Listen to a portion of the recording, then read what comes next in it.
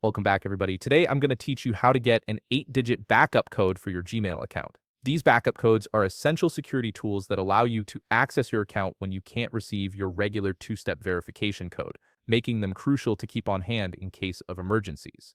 First, open your web browser and navigate to mail.google.com.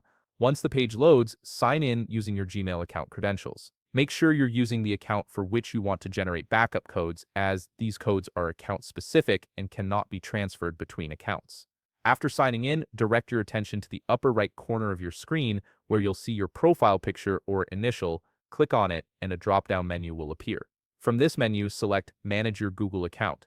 This will take you to your account's central hub where you can control various security and privacy settings. Once you're in your Google account settings, look at the left sidebar and click on Security. This section houses all the important security features that protect your account. Scroll down until you find the section titled How You Sign In to Google, then click on Two-Step Verification. Google may prompt you to enter your password again at this point to verify your identity before accessing sensitive security settings.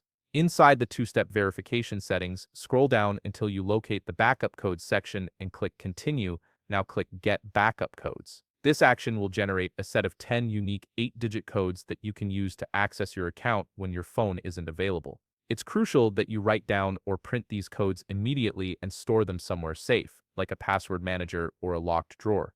If you prefer a digital copy, click Download Codes to save a text file containing all your backup codes. Remember, if you ever lose these codes or use them all up, you can return to this same page and click Refresh to generate a brand new set. Keep in mind that refreshing creates entirely new codes and invalidates any previous ones you had. These backup codes serve as your safety net when you can't access your phone for regular two-step verification. Treat them like cash, keep them private, and never share them with anyone. Google will never ask for these codes except during the login process when you specifically choose to use them. If you found this video helpful, please leave a like and subscribe. Thanks for watching.